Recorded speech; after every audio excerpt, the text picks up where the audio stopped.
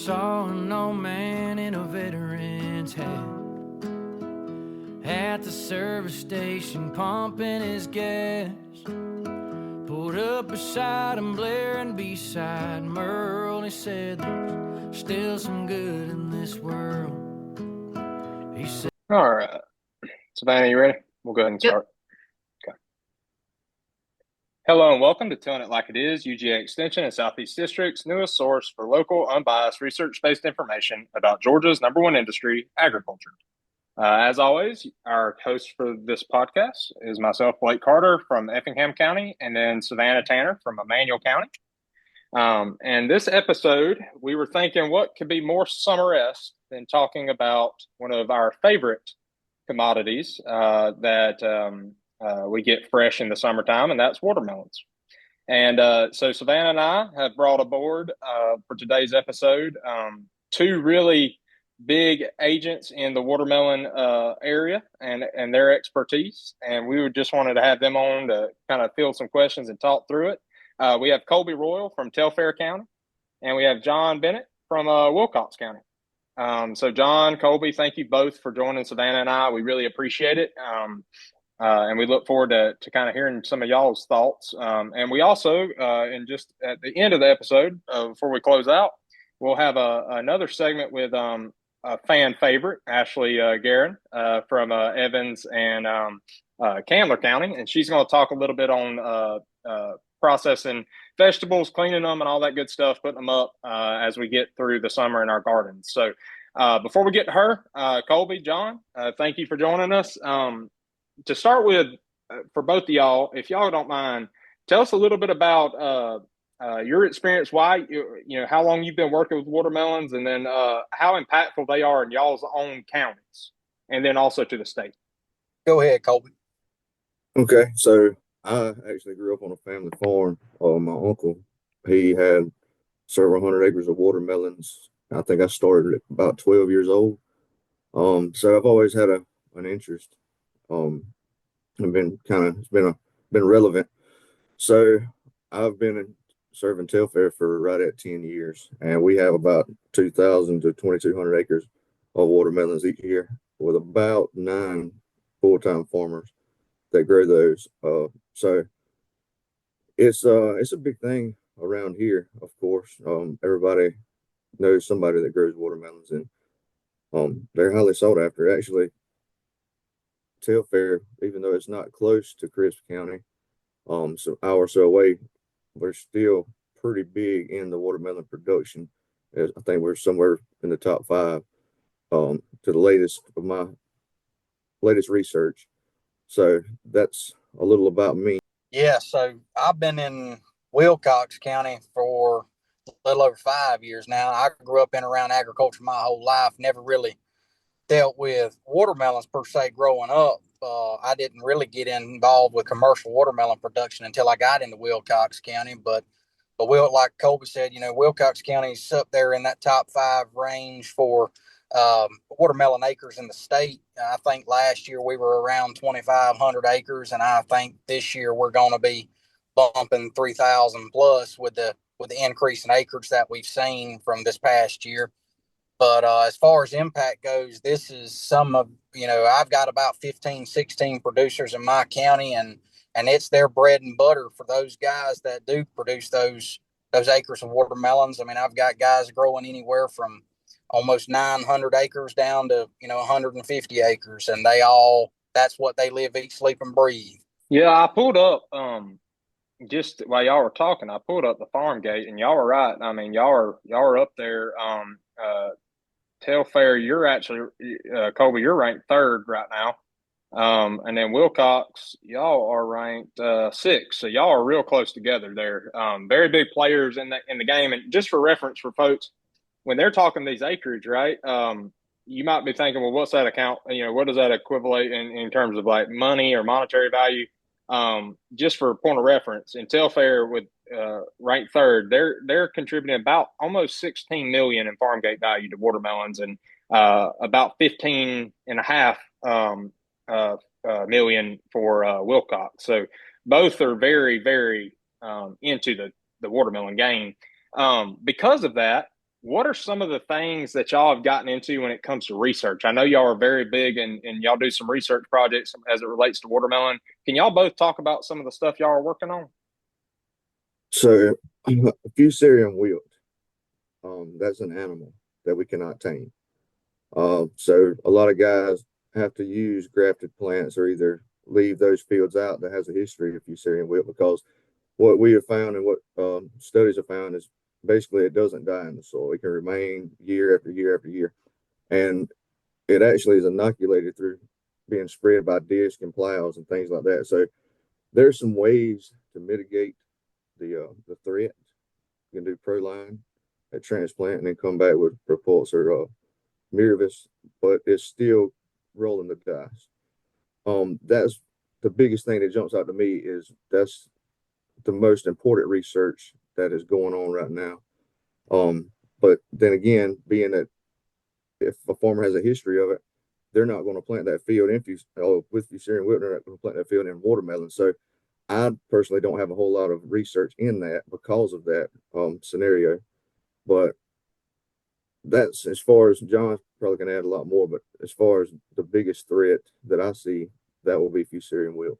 Yeah, I agree, Colby. I mean, as far as that goes, fusarium wilt's probably been what I've looked at with Dr. Babesh Dutta, for pretty much since I've been there in Wilcox County, 2020, 2021. We started working with the grafted plants that that Tri-Histil produces up in North Carolina. We first started looking at one called a Carolina Strongback, which is it's a citron rootstock that they graft scions onto, and essentially that rootstock is resistant to tolerant to fusarium wilt in fields. And we've looked at that for years. We've looked at other commercially available rootstocks, but the Carolina Strongback does seem to be the most consistent performer year in, year out in fields where you could have, fusarium wilt problems. Like Colby said, it's not uncommon to see fields go 10, 12 years out of a watermelon rotation and they move back in thinking they're out of that worry zone, and they get eaten alive by it. I know, for example, this year I looked at I had a grafted watermelon trial that was not necessarily looking at the effects of fusarium wilt. We know what the Carolina Strongback will do now. We're trying to look at it with respect to economics, because they are reasonably more expensive than traditional non-grafted grower plants. But we happened to pick a field with a grower that at the end of this season probably had 75 to 80% stand loss due to fusarium wilt. And my grafted plants look as beautiful as they ever could when in the middle of his field with dead plants, non-grafted plants all around them. So to have that kind of an impact in a field is great. I mean, it was so impactful. That grower looked at me. He said, it will shift at least some of my acres to grafted plants next year. So to have that kind of an impact is a good thing for sure. But with respect to other things that I look at, I've been working for a couple of years on some paper mulch prototype that a company's trying to develop, and it doesn't. I'm not going to tell you it replace. We use a lot of small bed plastic mulch, but it is nice to see something like that come to the playing field where we don't have the effects of plastic residues in our field for year in and year out after that. Because sometimes we hair it up, sometimes we pull it, but nonetheless, that plastic residue is there. So trying to see what kind of alternatives may be out there for us to use in the future as well. So you talked about a little bit about the stand loss associated with fusarium wilt. For those that don't know, what is the ideal yield that these guys are getting on a good healthy stand of watermelons on a per acre basis? Say everybody's going to shoot, best case scenario, people want 60,000 pounds, on an average year in, year out, maybe with middle ground, they can probably make it at the 45,000 pound range. But we really, to be comfortable, we really want to be in that 50, 60,000 pound range per acre. If it's under that 45,000 pounds, is it worth doing wholesale for water, or would you better? Have you seen a lot of people that are under that maybe shift to more of like a U-pick style or something like that, or farmers market? Or that's subjective on the market.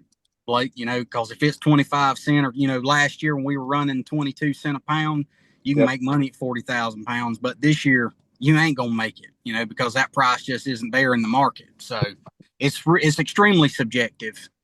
And I know some of my guys this year, for example, we've had some of the best yields we've had in years, pushing that 60,000 pound range, but the market is just not there. And we've left half of our production in the field because the market won't take them. So that's another factor that we deal with. So you mentioned those are some issues that we deal with. With row crops, we have a lot of opportunity for either crop insurance or some of these programs through FSA and everybody's talking right now about some of the shifts and government stipends and stuff for row crops. Is there anything available for watermelon producers? Colby, do you know off the top of your head? I think they can take NAP out. There's NAP.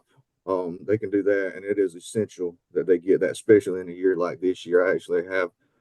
Can you tell us a little bit about what NAP is, Colby? Yeah, you may have to edit this part out because I don't know the exact terminology.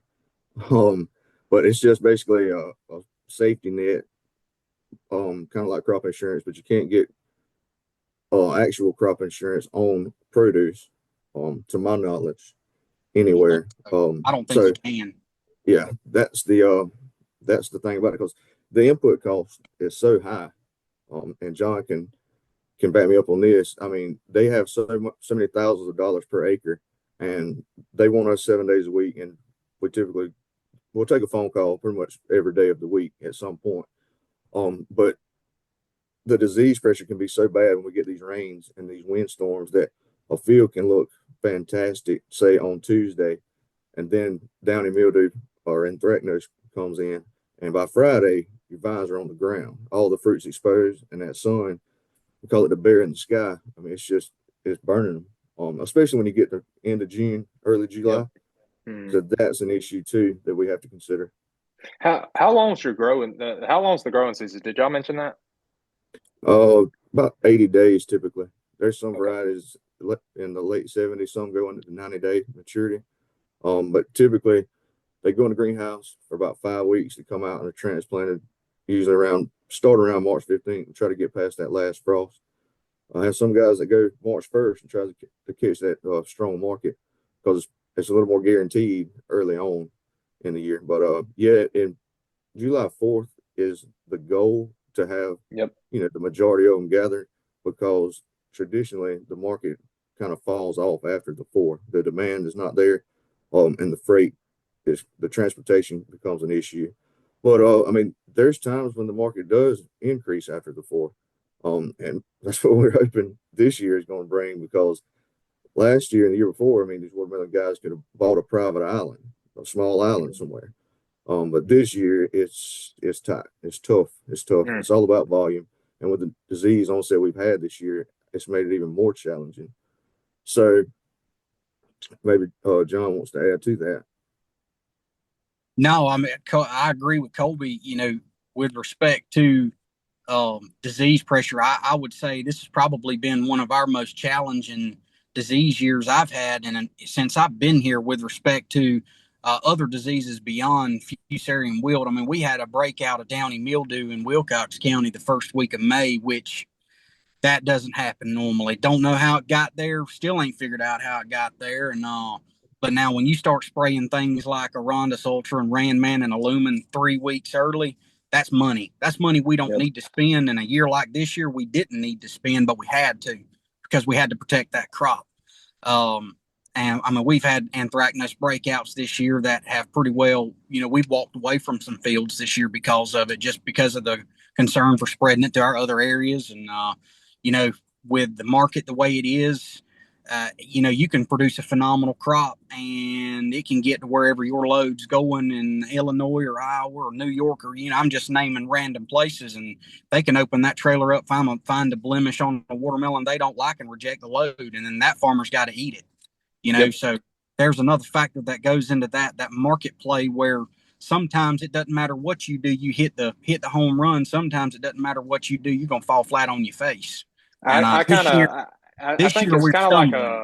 it's kind of like a Wall Street. You know, it's kind of like you don't know what you're going to get. It's up and down, and it Easter is famine. exactly feast or famine. That's what me and one of our vegetable guys have talked about. It that's what he compared the vegetable and fruit market to. When you're doing that wholesale, it's very stressful. It's out of their control. They can do everything right, and they can still be rejected. Uh, so yeah, I totally understand that. When it comes to watermelon, one other thing I was thinking about that y'all hadn't touched on just yet. What about labor?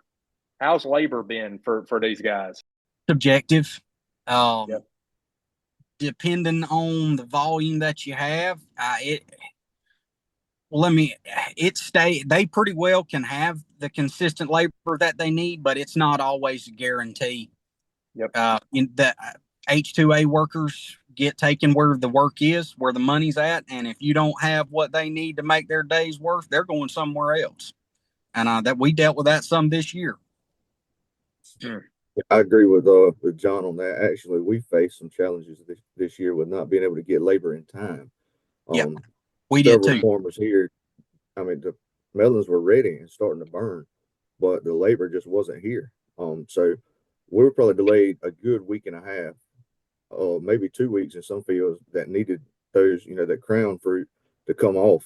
But unfortunately, due to other circumstances, they weren't able to do so. So we did lose some early on because of that issue. Yeah, and I if I'm not mistaken, I speak with people out of Florida some. North Florida picked a little bit longer this year. They had a little more acreage in North Florida to pick.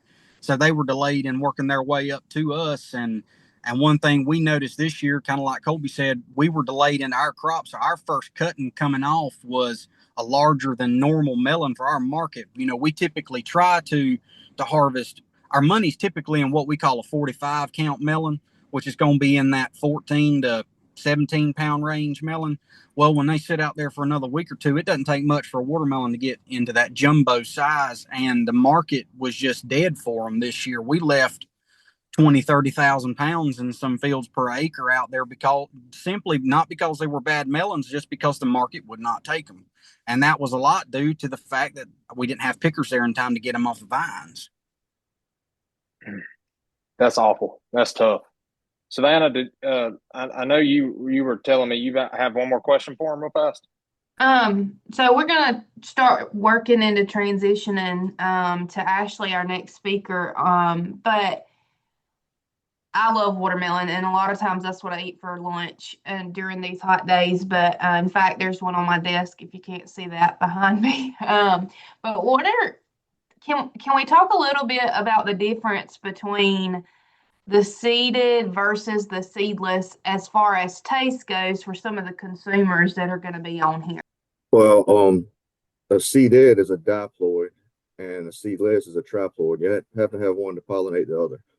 As far as the sweetness goes, traditionally the seeded commonly is a little sweeter, but some of the newer varieties that's came out, the seedless melons, especially the darker flesh melons, are really, really sweet. So I guess it would kind of come down to the person nowadays, and depending on the variety of which one would be the sweetest, because I mean they get as sweet can get on some of these seedless varieties now. So John make it add a little bit to that, but yeah, no, and as far as that goes too, a lot of it is some of it's texture driven now too. They want that firm flesh internal, and the seedless. A lot of seedless varieties have a good texture to it that people like, and like Colby said, we've got some super, what we call super sweet melons that are the dark rind melons, like your sweet gems, and we've got a new variety out now. We grew some in one of my research plots this year. It's called a blackjack, and that thing's phenomenal. I mean, it's just a nice dark black rind melon with a sweet, I mean, it's just sweet red. It's as sweet to me as you can possibly get for a watermelon. It's hard for me to turn one of those away, but it all kind of goes back to market. It all comes down to what the consumer wants, truly. And how does the yellow flesh melons fit? I was about to say that yellow or orange. Some of these they're cool colors. They're actually coming back. Yeah, we've got some this year, and they're phenomenal. I mean, they're really good. They're phenomenal. Yeah, I had one for the first time this year, and the person that sold the farm that sold it to me said that they have mixed responses. Some people say it doesn't taste as sweet as red. When I tasted it, it was some of the sweetest watermelon I've had. They said that to them it can get a squashy taste at times, but I really enjoyed it. I thought it was pretty pleasant. It was pretty sweet. I hadn't tried the orange one, but I assume it's going to be the same thing. Well, I appreciate John and Colby. Thank y'all for sharing some of y'all's watermelon expertise with us. Before we switch to our next speaker, I got just a personal question for you. How do you like to eat your watermelon? What's your best way? Everybody has something weird, right? With the salt and all that stuff. How do y'all like to eat y'all's watermelon? Cut the heart out, no salt. Most of the time I crack mine on the back of the tailgate, eat the heart out, dump it, and get me another one. If you don't have salt, it's not good. That's what I thought. I thought she was a salt person. That's a sin. Ashleigh, what about you? I like we have a watermelon mint feta salad that I made with some watermelon from a farm in Statesboro, and that is probably my favorite way to eat it. Now, if y'all hadn't heard Ashleigh on here, you can tell which ones of us are ag agents and which one of us is a facts agent. She's the one that said, I had a feta salad with watermelon, so prim and proper. And we're just like, we'll open it on the tailgate, eat it, throw it away, and get another. Well, and a margarita's fine too. Yes, that's the best kind. Now, Ashleigh, I thank you for joining us again. And this time of year, Savannah and I were talking. We get so many calls about folks in their gardens and they're harvesting their produce and putting some away. And we got to thinking it would be a really good time to just talk a little bit about proper procedure with those fresh produce, right? And making sure that if you're putting up stuff, it don't go bad and how to do it properly. Can you start by telling us, like, when they're getting it out in the field, is there which vegetables are we washing? Do we need to wash all of them? What are we doing? So when you wash your produce, ideally you want to wash it whenever you are getting ready to use it. When you think about like blueberries, for example, if you're going to freeze blueberries, you don't want to wash your blueberries before you individually quick freeze them, because they can burst in the freezer. So you can freeze them as is, but the goal would be to wash them still before you consume them. Now, I know a lot of people don't do that, but when you think about things that come out of the dirt or out of the soil, I mean, it's got all the nutrients and stuff in it, but it also has pathogens and bacteria, and animals come through gardens and do what they do. So people also are a way that pathogens can be spread throughout produce too. So if you're out there picking and you don't have clean hands, then you're contaminating whatever produce you've got there too. And if you're not using clean equipment or utensils or anything like that, which most of us aren't, like, we're just probably grabbing a 5-gallon bucket and putting whatever we want to, or getting our produce and putting it in the bucket to bring it inside. So really, whenever you get ready to use it, you want to try to knock off all the dirt as much as possible before you bring it in your house, just so you're not bringing that in. But before you plan to prepare it is really when you want to scrub it. And you don't really need, they make all of these fancy like produce soaps and washes and things like that. Really, if you just use running water, clean running water, it's got to be drinkable water, so water that you could consume. But you're just going to use running water, scrub it. If you got a vegetable scrub brush, especially for things like potatoes that have a tougher skin, that's really going to be the best way to get all of that dirt and soil off of your produce. And looking out for leaves and sticks and things like that too. So when it comes to bringing them in, and you said wash them only when you're about to use them, how long would you how would we store them in the meantime? So if we haven't cleaned them yet and you brought them in, is there a window of time that you would recommend before you start to either process them or clean them to put up? Yeah, so when you talk about like putting up, it all kinds of depends on what you're planning on doing with them. If you're wanting to can or freeze or dehydrate them, you want to pick, or you want to do it when they're ripe. So that maintains the most nutrient value in it, but then also too the best quality. So if you're picking stuff that's ripe out of the garden, you want to make a plan for using that pretty quickly in order to can it, freeze it, or or preserve it. So things that are ripe, you don't want to wait for a week and let it ripen on the counter before you decide to use it. So a lot of people have a misconception of, oh, I'm gonna put stuff up when I start realizing like I've got too much that I could use at one time, and they wait until it starts to deteriorate before they decide to preserve it, and then the quality is not as good when they can it or freeze it. Does So you that really cause want any to kind of try to health use it when it's ripe. issues? Does that like, is there a potential for health issues when it comes to like if you put it away when it's lower quality, or if you waited too long? Is there issues with that, or more Um, just the taste? Yeah, it's more of a quality issue. Food safety could come into where, like, if you notice like mold spores or growth, I think Yep. like okra is one thing, or squash. Number one, it's going to fall apart. So if you're you think about like canning, you're using heat to process it, and so if it's already deteriorating, it's going to fall apart and it's not going to maintain the intact quality that you expect when you're canning it. And same thing with freezing. So. I mean, it's just like if you wouldn't eat it fresh, you're not going to want to eat it after. It doesn't revive your produce whenever you preserve it. So I try to make sure people know you're not giving it a second chance if it's already started to go downhill. So Ashley, what are the resources that UGA has to offer for gardeners or just the general consumer on how to put up and store vegetables? What resources do we have for that?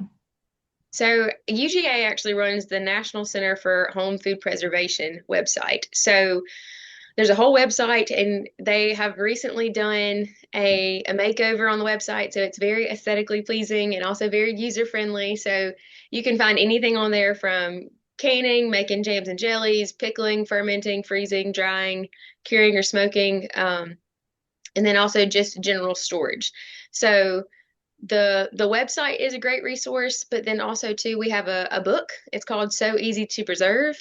You guys may have one of these copies in your office, maybe not. I think I have a bazillion of them around here somewhere. And that book can be purchased online through the UGA store. And the reason that we try to promote that book in particular is that all of those recipes have been lab tested. So TikTok is kind of a food safety nightmare. And the things that you start to see people doing and the ways that they have found hacks to preserve food and whatever, it'll keep you up at night if you think too much about it. But our labs, and that's what our researchers do, is they have the facilities and the equipment to test all of these different processes and recipes. So the amount of salt that you put in, or the amount of processing time, or even the elevation, what the pressure that your pressure canner has to be at, all of those factors have been tested in a lab. And so those recipes have been literally lab tested, so tried and true. And so we recommend that book because we know that we can guarantee that those are safe processes. That makes a whole lot of sense. I do, before we wrap up and let Savannah kind of close us out, I do have another question that's something that my family, my mom was asking me about this past weekend, actually, so I figured this would be a good time to ask somebody about it. When it comes to putting up peas and things, just freezing them, is there and corn too, is there what would you recommend as the process for that? What's the best way to make sure that the quality is maintained throughout that process?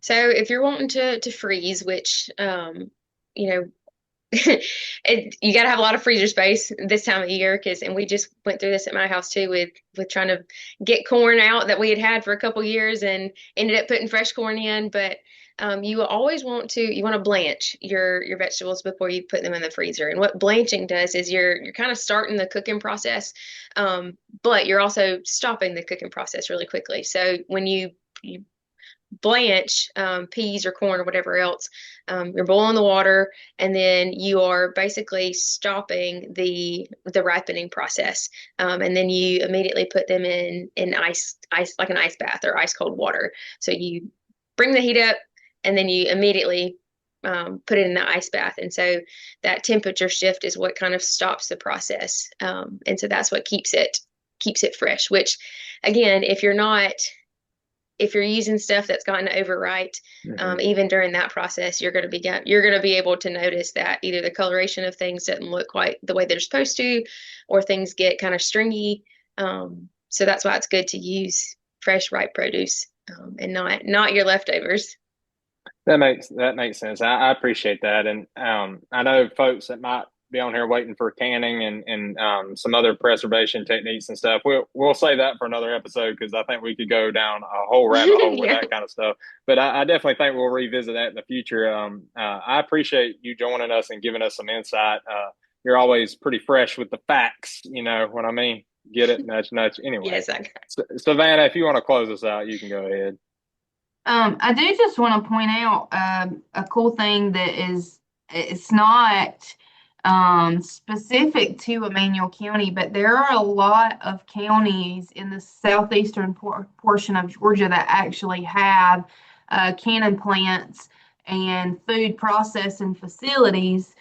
If John Allen Bailey's listening to that food preservation facilities for him, but they will actually, you can pay them to preserve the vegetables that you have in your gardens. The one here in Emanuel County, they'll even can boiled peanuts for you and things like that. So those are some resources. If you're looking for some, you can contact your young farmer advisors or FFA advisors to find out where those are being run. But that being said, we do have some cool upcoming events coming up. You heard from Taylor Seals from the Georgia Cotton Commission in the last episode. We have the Cotton Mid-Year Meeting in Statesboro on July the 23rd. You can go online and register for that. You have the citrus update at the VOVRC in Lyons for any citrus producers. That's July the 24th. The 31st, we have the Southeast Georgia Cattle Update in Metter. That's always a really good program to attend. You can call Ross Green or myself about getting registered for that. And then August the 6th is Midville Field Day in Midville. We do have a registration form for that. You can find all of this information on either our Facebook page or our website. With links for registration and things like that. And then on August the 27th, we have the Southeast Pecan Field Day in Reedsville as well. So that being said, we thank you for joining us. Hope you guys stay cool and stay safe and keep doing it like it is.